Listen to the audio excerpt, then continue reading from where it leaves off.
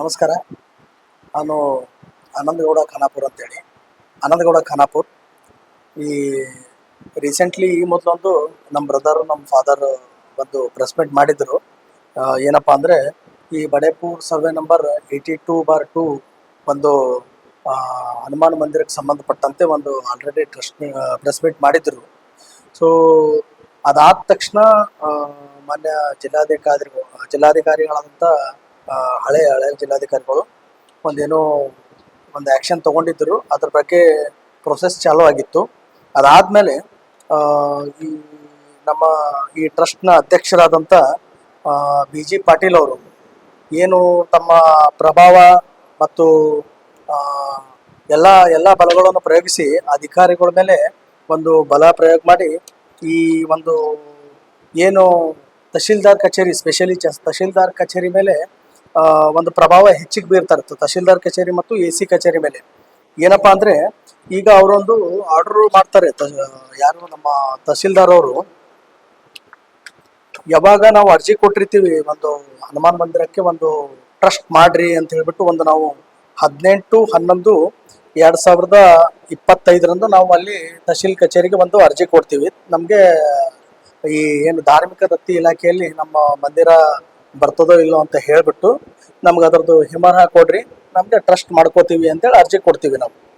ಇವ್ರೇನು ಮಾಡ್ತಾರೆ, ಇವರು ತಮ್ಮ ಆಫೀಸ್ ಕಚೇರಿಯಿಂದ ಕೆಲವೊಂದು ಇನ್ಫಾರ್ಮೇಶನ್ ಮಾಡಿ ಇವರು ಎಲ್ಲ ಬಿ ಜಿ ಪಾಟೀಲ್ ಅವರಿಗೆಲ್ಲ ಇನ್ಫಾರ್ಮೇಶನ್ ಮಾಡಿಬಿಟ್ಟು ಅದೇ ದಿನಾಂಕ 18/12/2025 ಅಂದರೆ ಒಂದು ತಿಂಗಳು ನಮ್ಮ ಅರ್ಜಿನ ಅಲ್ಲೇ ಹೋಲ್ಡ್ ಮಾಡಿಬಿಟ್ಟು ಏನು ಮಾಡ್ತಾರೆ ಅಂದರೆ ಮುಂದಿನ ತಿಂಗಳು ಅದೇ ಡೇಟಿಗೆ ಸೇಮ್ ಡೇಟು ಮಂತ್ ಮಾತ್ರ ಚೇಂಜ್ ಆಗಿರುತ್ತೆ. ಆ ಡೇಟಿಗೆ ಅವ್ರ ಕಡೆಯಿಂದ ಇನ್ಫಾರ್ಮೇಶನ್ ಕೊಡಿಸ್ಕೊಂಡು ಅದು ಒಂದು ಅರ್ಜಿ ಹಾಕ್ಸ್ಕೊತಾರೆ ಅವರಿಗೆ. ನಾವು ಕೇಳಿರ್ತೀವಿ ನಮ್ಮ ಸಿಂಗಲ್ ಅರ್ಜಿ ನೀವು ಪ್ರೊಸೆಸ್ ಮಾಡಿರ್ತೀವಿ, ಒಂದು ತಿಂಗಳ ಅರ್ಜಿ ಹೋಲ್ಡ್ ಮಾಡಿ ಇಟ್ಕೊಂಡು ಅವ್ರದ್ದು ಅರ್ಜಿ ಸೇರಿಸಿ ಒಂದು ಪ್ರಕರಣ ಇದು ಮಾಡ್ತಾರೆ. ಆ ಪ್ರಕರಣದಲ್ಲಿ ನಾವು ಕ್ಲಿಯರ್ ಆಗಿ ಮೆನ್ಷನ್ ಮಾಡ್ತೀವಿ, ಸರ್ ಏನಪ್ಪ ಈ ಜಮೀನು ಹೆಂಗಿದೆ, ಎಲ್ಲಿಂದ ಬಂತು ಅಂತ ಹೇಳಿ. ಇದು ಯಾಕಂದ್ರೆ ನಮ್ದು ಆನ್ಸೆಸ್ಟ್ರಲ್ ಪ್ರಾಪರ್ಟಿ ಇರೋದ್ರಿಂದ ನಾವೇನ್ ಮಾಡ್ತೀವಿ, ಎಲ್ಲ ಅದಕ್ಕೆ ರೆಕಾರ್ಡ್ಸ್ ಎಲ್ಲ ಕಂಪ್ಲೀಟ್ ಆಗಿ ಕೊಡ್ತೀವಿ. ಆದ್ರೆ ಇವ್ರು ಏನ್ ಮಾಡ್ತಾರೆ, ಅಲ್ಲಿ ತಹಶೀಲ್ದಾರ್ ಅವರು ಪ್ರಕರಣನ ಪ್ರಾಪರ್ ಎನ್ಕ್ವೈರಿ ಮಾಡದೆ ಈಗ ಅವರೊಂದು ಟ್ರಸ್ಟ್ ಮಾಡ್ಕೊಂಡಿರ್ತಾರೆ. ಎಲ್ಲಿ ಸರ್ವೆ ನಂಬರ್ 81/2, ನಮ್ದು ಬಂದ್ಬಿಟ್ಟು 82/2. ಈ 81/2 ಮತ್ತು 82/2 ನಿಯರ್ಲಿ ಒಂದು ಸೇಮ್ ಬರೋದ್ರಿಂದ ಸಾಮ್ಯತೆ ಇರೋದ್ರಿಂದ ಇವ್ರು ಏನ್ ಮಾಡ್ತಾರೆ, ಅದನ್ನ ತಿದ್ದುಬಿಟ್ಟು 82/2 ನಲ್ಲಿ ಒಂದು ಕೆಲವೊಂದು ದಾಖಲೆಗಳನ್ನು ಸೃಷ್ಟಿ ಮಾಡ್ಕೊಂಡಿರ್ತಾರೆ. ಅದರದ್ದು ಒರಿಜಿನಲ್ ಡೀಡ್ ನಾನು ತಹಶೀಲ್ದಾರ್ ಅವ್ರಿಗೆ ಕೊಡ್ತೀನಿ. ಸರ್ ನಿಮ್ದು ಏನು ನಮ್ಮ ಪ್ರತಿವಾದಿ ಇದ್ದಾರೆ ಈ ಬಿ ಜಿ ಪಾಟೀಲ್ ಅವ್ರ ಟ್ರಸ್ಟ್ ಏನಿದೆ ಅದು 81/2ದಲ್ಲ 82/2ದಲ್ಲಿದೆ ಅಂತ ಹೇಳ್ಬಿಟ್ಟು ಕಂಪ್ಲೀಟ್ಲಿ ಸೆಟ್ ಆಫ್ ಡಾಕ್ಯುಮೆಂಟ್ಸ್ ನಾವು ಕೊಟ್ಟಿರ್ತೀವಿ. ಹಾಗೆ ಅದ್ರ ಜೊತೆಗೆ ಒಂದು ಹಳೇದು 1995ದಲ್ಲಿ ಕೂಡ ಇದೇ ಟ್ರಸ್ಟ್ ಈಗೇನು ಇವರು ಟ್ರಸ್ಟಿಗೆ ಬಂದಿರ್ತಾರೆ, ಆ ಟ್ರಸ್ಟಿಗೆ ಒಂದು ಆರ್ಡರ್ ಮಾಡಿರ್ತಾರೆ ಹಳೆ ತಹಶೀಲ್ದಾರ್. ಯಾವಾಗ ಅಂದ್ರೆ 1995ದಲ್ಲಿ ಏನ್ ಮಾಡಿರ್ತಾರೆ, TS ಶಿರೋಳಿ ಅಂತೇಳಿ ಒಬ್ರು ತಹಶೀಲ್ದಾರರು 1995ದಲ್ಲಿ ಆರ್ಡರ್ ಮಾಡ್ತಾರೆ. ಈ ಒಂದು ಏನು ನಿಮ್ದು 81/2ದು ಸ್ಮಶಾನ ಹನುಮಂದ್ರ ಟ್ರಸ್ಟ್ ಕ್ರಿಯೇಟ್ ಮಾಡ್ಕೊಂಡಿದ್ದೀರಾ, ಅದು 82/2ದಲ್ಲಿ ಮಾಡಕ್ ಬರಲ್ಲ. ನೀವೇನ್ ಮಾಡ್ರಿ, ಸಿವಿಲ್ ನ್ಯಾಯಾಲಯಕ್ಕೆ ನೀವು ಅಲ್ಲಿ ದಾವೆ ಹೂಡ್ಬಿಟ್ಟು ಅಲ್ಲಿ ನಿಮ್ಮ ಪ್ರಕರಣವನ್ನು ಇತ್ಯರ್ಥ ಮಾಡ್ಕೊಳ್ಳಿ ಅಂತೇಳಿ 1995ದಲ್ಲಿ ಕ್ಲಿಯರ್ ಆಗಿ ಅವರು ಮೆನ್ಷನ್ ಮಾಡಿ ಕಳಿಸಿರ್ತಾರೆ. ಅದ್ರ ಜೊತೆಗೆ ಈ ಬಡೇಪುರ 82/2ದೊಂದು ಸ್ಪಾಟ್ ಇನ್ಸ್ಪೆಕ್ಷನ್ ಇರುತ್ತೆ. ಇವರು RI ಎಲ್ಲ ಮಾಡಿರ್ತಾರೆ, ಅವ್ರದಲ್ಲೂ ಕ್ಲಿಯರ್ ಆಗಿ ಮೆನ್ಷನ್ ಮಾಡಿದ್ದಾರೆ, ಇದು ಭೀಮರಾವ್ ಶಿವರಾಯ ಖಾನಾಪುರ್ ಅಂದ್ರೆ ನಮ್ಮ ತಂದೆಯವ್ರಿಗೆ ಸೇರಿದ್ದು ಅಂತಬಿಟ್ಟು ಅವ್ರು ಕ್ಲಿಯರ್ ಮಾಡ್ತಾರೆ. ಈ ಆರ್ಡರ್ನ ನಾವು ಅದು ಅಟ್ಯಾಚ್ ಮಾಡಿರ್ತೀವಿ. ಜೊತೆಗೆ ಈ ಕೆಲವೊಂದು ಕರ್ನಾಟಕ ನಮ್ಮ ಹೈಕೋರ್ಟ್ ಆರ್ಡರ್ಸ್ ಇದೆ ಮತ್ತು ಈ ಸುಪ್ರೀಂ ಕೋರ್ಟ್ ಆರ್ಡರ್ಸ್ ಇದೆ. ಯಾವ ರೀತಿ ಇವ್ರು ಏನ್ ಮಾಡ್ತಾ ಇದಾರೆ, ನಮ್ಮ ಬಿ ಜಿ ಪಾಟೀಲ್ ಅವ್ರದ್ದು ಏನ್ ಟ್ರಸ್ಟ್ ಇದೆ, ಒಂದು ಲೈಟ್ ಬಿಲ್ ತಗೊಂಡ್ ಬಂದ್ಬಿಟ್ಟೆ ಅಥವಾ ಒಂದು ಕಾರ್ಪೊರೇಷನ್ A ಖಾತಾ ತಗೊಂಡ್ಬಿಟ್ಟೆ B ಖಾತಾ ತಗೊಂಡ್ ಬಂದ್ಬಿಟ್ಟು ಇಲ್ಲಿ ಏನ್ ಮಾಡ್ತಾ ಇದಾರೆ, ಅದ ಕಾಪಿನ ಇಲ್ಲಿ ಹಚ್ತಾ ಇದಾರೆ. ಸೊ ಅಲ್ಲಿ ಅದಕ್ಕೆ ನಾನು ಒಂದು ರಿಪ್ಲೈ ಕೊಡ್ತೀನಿ ಇವ್ರಿಗೆ.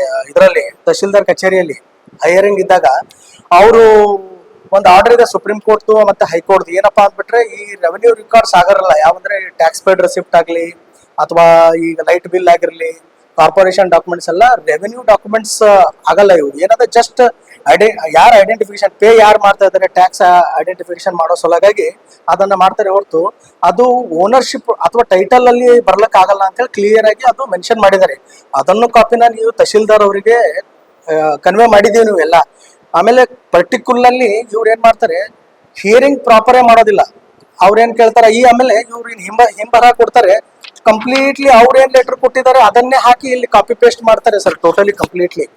ಅವ್ರೇನ್ ಹೇಳ್ತಾರೆ 50 ವರ್ಷದಿಂದ ನಾವು ಆ ಈ ಇದು ಟ್ರಸ್ಟ್ ಇದೆ ನಮ್ದು ಅಂತ ಹೇಳ್ತಾರೆ ಅವರು. 50 ವರ್ಷದಿಂದ ಅದು 1990 ಒಳಗೆ ಅದು ಟ್ರಸ್ಟ್ ರಿಜಿಸ್ಟರ್ ಆಗಿದೆ ಅಂದ್ರೆ ಇವತ್ತಿಗೆ 2026 ಅಂದ್ರೆ 36 ವರ್ಷ ಆಯ್ತು. ಇವ್ರು 50 ವರ್ಷ ಅಂತ ಹೇಳಿ ತಹಶೀಲ್ದಾರ್ ಆರ್ಡರ್ ಕೊಡ್ತಾರೆ, ಅವ್ರು ಅಧಿಕೃತ ಒಂದು ಹಿಂಬರ ಕೊಡ್ತಾರೆ. ಅಂದ್ರೆ ತಹಶೀಲ್ದಾರ್ ಅವರು ಯಾವ ಮಟ್ಟಕ್ಕೆ ಈ ಪ್ರಭಾವಕ್ಕೊಳಗಾಗಿದ್ದಾರೋ ಅಥವಾ ಏನು ಇಲ್ಲಿ ಏನ್ ಭ್ರಷ್ಟಾಚಾರ ಆಗಿದೋ ಗೊತ್ತಾಗ್ತಾ ಇಲ್ಲ ನಮ್ಗೆ ಆಕ್ಚುಲಿ. ಈಗ ಅವ್ರು ಯಾವ ತರ ಹೇಳಿರ್ತಾರೆ ಅದೇ ಕಾಪಿನ ಇವರು ಕಾಪಿ ಪೇಸ್ಟ್ ಮಾಡಿ ಆರ್ಡರ್ ಮಾಡ್ತಾರೆ. ಅಂದ್ರೆ ತಹಶೀಲ್ದಾರ್ ಅವರು ತಮ್ಮ ಏನು ಹಿಯರಿಂಗ್ ಮಾಡ್ಬೇಕಾಗಿತ್ತು, ತಮ್ಮ ಏನ್ ಅಧಿಕಾರ ಇರುತ್ತೆ ಅದನ್ನ ಪ್ರಾಪರ್ ಆಗಿ ಯೂಸ್ ಮಾಡದೆ ಅವ್ರ ಒಂದು ಪ್ರಭಾವಕ್ಕೊಳಗಾಗು ಅಥವಾ ಅವ್ರದ್ದು ಏನ್ ಮತ್ತೊಂದು ಏನ್ ಎದಕ್ ಒಳಗಾಗಿದಾರ ಗೊತ್ತಿಲ್ಲ, ಅವ್ರ ಪರವಾಗಿನೇ ಒಂದು ಆರ್ಡರ್ ಮಾಡ್ತಾರೆ. ನಾವು ಇಷ್ಟೆಲ್ಲ ಆರ್ಡರ್ ಕಾಪಿ ಕೊಟ್ರು ಓನರ್ಶಿಪ್, ಮೂಲ ಓನರ್ಶಿಪ್ ಏನ್ ಟೈಟಲ್ ಡೀಡ್ಗೆ ಏನ್ ಬೇಕು, ಟೈಟಲ್ಗೆ ಏನ್ ಬೇಕು ಅಥವಾ ರೆವೆನ್ಯೂ ರೆಕಾರ್ಡ್ಸ್ ಏನ್ ಬೇಕು ಅಂತದೆಲ್ಲ ಇದು ಈ ನಮ್ಮ ರೆಕಾರ್ಡ್ಸ್ ನಡೆದ್ರೆ ಸಣ್ಣ ಮಕ್ಕಳು ಸುತ್ತಕ್ಕೆ ಇದು ಯಾರ್ದು ಪ್ರಾಪರ್ಟಿ ಅಂತ ಹೇಳ್ತಾರೆ. ಈಗ ಒಂದು ತಹಶೀಲ್ದಾರ್, ಕಲಬುರಗಿ ಜಿಲ್ಲೆ ತಹಶೀಲ್ದಾರ್ ಆದಂತ ಇವರು ಒಂದು ಇದನ್ನ ಪ್ರಕರಣ ಇತ್ಯರ್ಥ ಮಾಡ್ಲಕ್ಕ ಆಗದೆ ಇರೋದು. ಅದೇ ಮತ್ತೆ ಇನ್ನೊಂದೇನಪ್ಪಾ ಅಂದ್ರೆ ಆಲ್ರೆಡಿ ಹಳೆ ತಹಶೀಲ್ದಾರ್ ಒಬ್ರು 1995 ಈ ಬಗ್ಗೆ ಆಲ್ರೆಡಿ ಅವರು ಒಂದು ಆರ್ಡರ್ ಮಾಡಿದ್ದಾರೆ. ಈ ಪ್ರಕರಣ ಸರ್ವೆ ನಂಬರ್ 81/2 ಅವ್ರದ್ದು ಟ್ರಸ್ಟ್ ರಿಜಿಸ್ಟರ್ ಆಗಿದೆ. 82/2 ಸೇರ್ಸಕ್ ಬರಲ್ಲ ಅಂತ ಹೇಳಿ ಅವ್ರು ಕ್ಲಿಯರ್ ಆಗಿ ಅದು ರಿಜೆಕ್ಟ್ ಮಾಡಿದ್ದಾರೆ ಅವರ ಅಪೀಲನ್ನ. ಇವ್ರು ಬಂದು ಅದು ಯಾವ್ದನ್ನೂ ಒಂದು ಕನ್ಸಿಡರ್ ಮಾಡದೆ ತಮ್ಮ ಮನ್ಸಿಗೆ ಬಂದಂಗೆ 50 ವರ್ಷ ಅಂತೇಳಿ ಆರ್ಡರ್ ಮಾಡ್ತಾರೆ. ಮತ್ತೆ ನಾನು ಈ ವಿಚಾರಣ ಇವ್ರು ಏನ್ ಮಾಡ್ತಾರೆ, ಆಮೇಲೆ ನಾವು ನೆಕ್ಸ್ಟ್ ಇನ್ನೊಂದು ಅರ್ಜಿ ಹಾಕ್ತೀವಿ. ಏನಪ್ಪಾ ಅಂದ್ರೆ ಈ ನಮ್ಮ ಹನುಮಾನ್ ಮಂದಿರ ಏನಿದೆ, ಬಡೇಪುರ್ ಹನುಮಾನ್ ಮಂದಿರ ಏನಿದೆ, ಧಾರ್ಮಿಕ ಮತ್ತು ದತ್ತಿ ಇಲಾಖೆಯಲ್ಲಿ ಏನು ಇದು ಬರ್ತದೋ ಇಲ್ವೋ ಅಂತ ನಾವು ಒಂದು ಅರ್ಜಿ ಹಾಕ್ತೀವಿ. ಹಾಗೆ ಬರ್ಲಿಲ್ಲ ಅಂದ್ರೆ ಅದನ್ನ ನೀವು NOC ಕೊಡ್ಬೇಕು ಅಂತ ಹೇಳಿ ನಾವು ಒಂದು ಅರ್ಜಿ ಹಾಕ್ತೀವಿ ಸರ್. ಆ ಅರ್ಜಿ ಹಾಕಿದಾಗ ಇವ್ರು ಏನ್ ಮಾಡ್ತಾರೆ, ಅದಕ್ಕೆ 3 ತಿಂಗಳು ಹೋಲ್ಡ್ ಮಾಡ್ತಾರೆ ಸರ್. ತಿರ್ಗಾ ಮತ್ತೆ 3 ತಿಂಗಳು ಹೋಲ್ಡ್ ಮಾಡಿಬಿಟ್ಟು ಮತ್ತೆ ನಾವು ತಿರ್ಗಾ ಮೇಲಾಧಿಕಾರಿಗಳಿಗೆ ಹೋಗಿ ಅಪ್ರೋಚ್ ಆದಾಗ ಅವರು ಇವ್ರಿಗೆ ಇನ್ಫಾರ್ಮ್ ಮಾಡಿದಾಗ ಏನ್ ಮಾಡ್ತಾರೆ, ಅದಕ್ಕೊಂದು ಹಿಂಬರ ಕೊಡ್ತಾರೆ. ಏನ್ ಹಿಂಬರ ಕೊಡ್ತಾರೆ ಅಂದ್ರೆ, ನಾವು ಕೇಳಿದ್ದು ಈ ಬಡೇಪುರ್ 82/2 ನಲ್ಲಿರೋ ಹನುಮಾನ್ ಮಂದಿರ ಧಾರ್ಮಿಕ ಮತ್ತು ದತ್ತಿ ಇಲಾಖೆಯಲ್ಲಿ ಬರ್ತದೋ ಇಲ್ವೋ ಅಂತ ನಾವು ಕೇಳಿದ್ದೀವಿ. ಅವ್ರು ಏನ್ ಕೊಡ್ತಾರೆ ಅಂದ್ರೆ, ನಾವು ಈ ಏನು ಏನಿದೆ ಸರ್ವೆ ನಂಬರ್ 82/2 ಆಲ್ರೆಡಿ ಒಂದು ದೇವಸ್ಥಾನ ಇದೆ, ಅದಕ್ಕೊಂದು ಟ್ರಸ್ಟ್ ಇದೆ ಅಂತ ಇಷ್ಟು ಮಾತ್ರ ಕೊಟ್ಟು ಬಿಡ್ತಾರೆ. ನಾವು ಕೇಳಿರೋದೇ ಬೇರೆ, ಇವ್ರು ಇಲ್ಲಿ ಟ್ವಿಸ್ಟ್ ಮಾಡೋದೇ ಬೇರೆ. ನಾವು ಕೇಳ್ತಾ ಇರೋದು ಅಲ್ಲಿ ಯಾವ್ದು ಇದೇನೋ ಇಲ್ವೋ, ಟ್ರಸ್ಟ್ ಏನಾದ್ರು ಇದೆಯಾ ಅಥವಾ ನೀವು 82/2 ಏನಿದೆ ಧಾರ್ಮಿಕ ದತ್ತಿ ಇಲಾಖೆಯಲ್ಲಿ ಬರ್ತದೋ ಇಲ್ವೋ ಅಂತ ನಾವು ಅಷ್ಟು ಕೇಳಿದ್ದು. ಇವ್ರು ಏನ್ ಮಾಡ್ತಾರೆ, ಆಲ್ರೆಡಿ ಅಲ್ಲೊಂದು ಟ್ರಸ್ಟ್ ಇದೆ ಅಂತ ಹೇಳ್ಬಿಟ್ಟು ಬರೀ ಕೊಡ್ತಾರೆ. ಅದಕ್ಕೆ ಡಾಕ್ಯುಮೆಂಟ್ಸೇ ಇಲ್ಲ ಯಾವ್ದು ಟ್ರಸ್ಟ್ ಇದೆ, ಯಾವ ಮಂದಿರಕ್ಕಿದೆ, ಯಾವ ಸರ್ವೆ ನಂಬರ್ ನಲ್ಲಿ ಆಗಿದೆ ಅದ್ರಲ್ಲಿ ಕ್ಲಿಯರ್ ಬೇಕಲ್ಲ ಸರ್. ಅದು ಯಾವುದು ಕೊಡ್ತಾ ಇಲ್ಲ. ಅದಾದ್ಮೇಲೆ ಇನ್ನೊಂದೇನಪ್ಪಾ ಅಂದ್ರೆ, ನಾವು ಮಾನ್ಯ ಈ ನಮ್ಮ ಪೊಲೀಸ್ ಕಮಿಷನರ್ ಅವರಿಗೂ ಒಂದು ಅರ್ಜಿ ಕೊಟ್ಟಿರ್ತೀವಿ. ಏನಪ್ಪಾ ಅಂದ್ರೆ, ಈ ಟ್ರಸ್ಟ್ ನ ಸದಸ್ಯರು ಆಲ್ರೆಡಿ ಸ್ವಲ್ಪ ರಾಜಕೀಯವಾಗಿ ಪ್ರಾಬಲ್ಯ ಇದ್ದಾರೆ. ಮತ್ತೆ ಇವ್ರ ಜೊತೆ ಹಿಂದಿರೋರೆಲ್ಲ ರಾಜಕೀಯವಾಗಿ ಮತ್ತು ಎಲ್ಲಾ ರೀತಿಯ ಪ್ರಾಬಲ್ಯ ಇದ್ದಾರೆ. ನಮ್ಗೆ ಬಹಳ ದಬ್ಬಾಳಿಕೆ ಮಾಡ್ತಾ ಇದ್ದಾರೆ. ಆಮೇಲೆ ಜೀವ ಬೆದರಿಕೆ, ನಮ್ಮ ಬ್ರದರ್ ಅವರಿಗೆಲ್ಲ ಜೀವ ಬೆದರಿಕೆ ಹಾಕಿದಾರೆ. ಅಲ್ಲೆಲ್ಲ ಟೆಂಪಲ್ಗೆಲ್ಲ ಹೋದಾಗ ನಮ್ಮ ತಂದೆಯವರಿಗೆ ಮತ್ತೆ ನಮ್ಮ ಬ್ರದರ್ ಅವರಿಗೆ ಜೀವ ಬೆದರಿಕೆ ಹಾಕಿದ್ದಾರೆ. ಸೊ ಅದನ್ನ ನಾವು ಅಲ್ಲಿ ಕಮಿಷನರ್ ಅವರಿಗೆ ನಮ್ಮ ಬ್ರದರ್ ಅವರು ಅರ್ಜಿ ಕೊಡ್ತಾರೆ. ಯಾವತ್ತು ಅಂದ್ರೆ 24/4/2026 ಒಂದು ಅರ್ಜಿ ಕೊಡ್ತಾರೆ. ಇವರು 24/4 ಅರ್ಜಿ ಕೊಟ್ಟಿದ್ದು ಇವಾಗ ಒಂದು ಹಿಂಬರ ಕೊಡ್ತಾರೆ. ಎಲ್ಲಿಂದ ಅಂದ್ರೆ MB ನಗರ್ ಪೊಲೀಸ್ ಸ್ಟೇಷನ್ ನಿಂತ ಕೊಡ್ತಾರೆ ಸರ್. ಅದು ಯಾವ್ದು ಅಧಿಕೃತ ಅಲ್ಲ ಆಕ್ಚುಲಿ. ಅದು ನಾವು ಏನು ಅರ್ಜಿ ಕೊಟ್ಟಿರ್ತೇವೆ ಅದ್ರದ್ದೆಲ್ಲ ಉಲ್ಲೇಖ ಮಾಡ್ಬೇಕು ಇವರು. ಆಮೇಲೆ ನಮಗೆ ಅಧಿಕೃತವಾಗಿ ಕಮಿಷನರ್ ಕಚೇರಿಯಿಂದನೇ ಅದು ನಮ್ಗೆ ರಿಪ್ಲೈ ಬರಬೇಕು. ಇವ್ರೇನ್ ಮಾಡ್ತಾರೆ, ಅಲ್ಲಿ ಕರೆದ್ಬಿಟ್ಟು MB ನಗರ್ ಪೊಲೀಸ್ ಸ್ಟೇಷನ್ ಅಲ್ಲಿ ಕರೆದ್ಬಿಟ್ಟು ಒಂದು ಯಾವ್ದೋ ಹಿಂಬರ ಕೊಟ್ಟು ಕಳಿಸ್ತಾರೆ. ಇದು ಅಂದ್ರೆ ಅರ್ಥಾತ್ ಏನ್ ಗೊತ್ತಾ ಸರ್, ಇದು ಆಫಿಷಿಯಲಿ ಯಾವುದೇ ರೀತಿ ಇದನ್ನ ಅಧಿಕಾರಿಗಳಿಗೆ ಒಂದು ಪ್ರಭಾವ ಮಾಡ್ಬಿಟ್ಟು ಆಫಿಷಿಯಲಿ ಈ ಒಂದು ರೆಕಾರ್ಡ್ಸ್ ಯಾವ್ದು ಕ್ರಿಯೇಟ್ ಆಗಬಾರ್ದು ಅಂತ ಇವ್ರದೊಂದು ಹುನ್ನಾರ ಇದೆ. ಯಾಕಂದ್ರೆ ಆಲ್ರೆಡಿ ಇವರು ನಮ್ಮ BG ಪಾಟೀಲ್ ಅವರು ವಿಧಾನ ಪರಿಷತ್ ಸದಸ್ಯರು ಇರೋದ್ರಿಂದ ಇವ್ರಿಗೆ ಪ್ರಭಾವ ಮಾಡ್ತಾ ಇದ್ದಾರೆ. ಮತ್ತೆ ಸಮಥಿಂಗ್ ಏನೋ ಆಗಿದೆ ಇಲ್ಲಿ ಅಂಬೋದು ಅನುಮಾನ ನಮಗಿದೆ. ಸೊ ಹೀಗಾಗಿ ಇವರೆಲ್ಲ ಅಧಿಕಾರಿಗಳು ಇಲ್ಲೆಲ್ಲ ಟ್ವಿಸ್ಟ್ ಮಾಡ್ತಾ ಇದ್ದಾರೆ ಸರ್. ಈಗ ಏನಾಗ್ತದೆ, ಎಲ್ಲ ಯಾವುದೇ ಡಾಕ್ಯುಮೆಂಟ್ಸ್ ನೋಡ್ಬೇಕಾದ್ರೆ ಎದುರಿನವ್ರದ್ದು ಮೂಲ ಡಾಕ್ಯುಮೆಂಟ್ಸ್ ಹೆಂಗ್ ಬತ್ತು ಎಲ್ಲಿ ಟ್ರಾನ್ಸ್ಫರ್ ಆಗ್ತದೆ ಅಂತ ನೋಡ್ತಾ ಇರ್ತಾರೆ ಸರ್. ಇವ್ರು ಅದು ಯಾವ್ದು ನೋಡಲ್ಲ ಸರ್. ಅವ್ರದ್ದು ಟ್ರಸ್ಟ್ ಡೀಡ್ ಇದೆ, ಅದು ಸರ್ವೆ ನಂಬರ್ ಬೇರೆ ಇದ್ರೂ ಮೇಲ್ನೋಟಕ್ಕೆ ಕಾಣಿಸ್ತದೆ ಅದು ಪೂರ್ತಿ. ಅದರಲ್ಲಿ ಕ್ಲಿಯರ್ ಆಗಿ ಮೆನ್ಷನ್ ಮಾಡಿದ್ದಾರೆ. ಸರ್ವೆ ನಂಬರ್ ಚೇಂಜಸ್ ಇದೆ, ನಮ್ದು 82/2 ಇದ್ರೆ ಅವ್ರದ್ದು 81/2 ಇದೆ. ಇಷ್ಟಿದ್ರು ಕೂಡ ಈ ಅಧಿಕಾರಿಗಳಿಗೆ ಕಣ್ ಕಾಣ್ತಾ ಇಲ್ಲೋ ಏನೋ ಅಥವಾ ಯಾವ ಪ್ರಭಾವಕ್ಕೆ ಒಳಗಿದ್ರೆ ಗೊತ್ತಿಲ್ಲ. ನಾವು ಪ್ರಾಮಾಣಿಕವಾಗಿ ಬಡವರು ಇರೋದ್ರಿಂದ ಇವರು ಒಂಥರ ಅಧಿಕಾರವನ್ನ ಕಂಪ್ಲೀಟ್ಲಿ ಆಗಿ ದುರುಪಯೋಗ ಮಾಡ್ತಾ ಇದ್ದಾರೆ. ಮತ್ತೆ ಅದನ್ನ ಈ ಅಧಿಕಾರಿಗಳು ಪ್ರಭಾವ ಮಾಡ್ಕೊಂಡು ಅವರು ಅವ್ರ ತರಾನೇ ಒಂದು ಹೇಳಿಕೆಗಳು ಅಥವಾ ಹಿಂಬರಗಳು ಅಧಿಕೃತವಾಗಿ ಆಧಾರ ಕೊಡ್ತಾ ಇದ್ದಾರೆ. ನಾನು ಈ ಮುಖಾಂತರ ಏನು ಇದು ಮಾಡ್ತೀನಿ ಅಂದ್ರೆ ಸರ್, ತಹಸೀಲ್ ಕಚೇರಿ ಮತ್ತು AC ಆಫೀಸ್ ಏನಿದೆ ಕಂಪ್ಲೀಟ್ಲಿ ಒಂದಕ್ಕೊಂದು ಕೋಆರ್ಡಿನೇಷನ್ ಇದೆ. ಈ ಆಫೀಸರ್ಸ್ ಗಳೆಲ್ಲ ಹೈಯರ್ ಅಧಿಕಾರಿಗಳು ಒಂದು ಪ್ರಾಪರ್ ಒಂದು ಪ್ರಾಮಾಣಿಕ ಅಧಿಕಾರಿಗಳ ನೇತೃತ್ವದಲ್ಲಿ ಒಂದು ಇದೊಂದು ಎನ್ಕ್ವೈರಿ ಮಾಡಬೇಕು.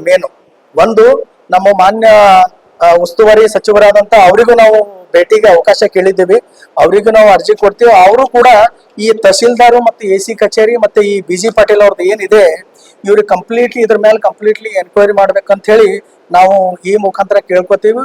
ಸಾಧ್ಯ ಇದೆ ಅವ್ರಿಗೆ ಈಗ ಸ್ವಲ್ಪ ಯಾವ್ದೋ ಒಂದು ರಾಜಕೀಯ ಇದು ನಡೆದಿದೆ, ಇದಾದ್ಮೇಲೆ ನಾವು ಪರ್ಸನಲ್ ಆಗಿ ಅವ್ರಿಗೂ ಭೇಟಿ ಆಗ್ತೀವಿ. ಮತ್ತೆ ಇದಕ್ಕೂ ಆಗ್ಲಿಲ್ಲ ಅಂದ್ರೆ ವಿಧಾನಸೌಧ ಎದುರು ನಾವು ಹೋರಾಟ, ಉಪವಾಸ ಸತ್ಯಾಗ್ರಹ ಹೋರಾಟ ಶುರು ಮಾಡ್ತೀವಿ. ಈ ಏನ್ ತಹಶೀಲ್ದಾರ್ ಅವರು ಏನು ಇಷ್ಟೆಲ್ಲಾ ಡಾಕ್ಯುಮೆಂಟ್ಸ್ ಕೊಟ್ರು, ಲೀಗಲ್ ಆಗಿರೋ ಡಾಕ್ಯುಮೆಂಟ್ಸ್ ಕೊಟ್ರು, ಏನ್ ಈ ತರ ಹಿಂಬರ ಕೊಡ್ತಾ ಇದಾರೆ, ಮತ್ತೆ ಕಮಿಷನರ್ ಆಫೀಸ್ ನಿಂದ ಈ ತರ ಹಿಂಬರ ಕೊಡ್ತಾ ಇದ್ದಾರೆ, ಇದೆಲ್ಲ ರೆಕ್ಟಿಫೈ ಆಗ್ಬೇಕು ಸರ್. ಆಗ್ಲಿಲ್ಲ ಅಂದ್ರೆ ನಾವು ವಿಧಾನಸೌಧ ಎದುರು ಉಪವಾಸ ಸತ್ಯಾಗ್ರಹ ಅಥವಾ ಹೋರಾಟ ಶುರು ಮಾಡ್ತೀವಿ ಅಂತ ಈ ಮುಖಾಂತರ ಹೇಳ್ತೀವಿ ಸರ್.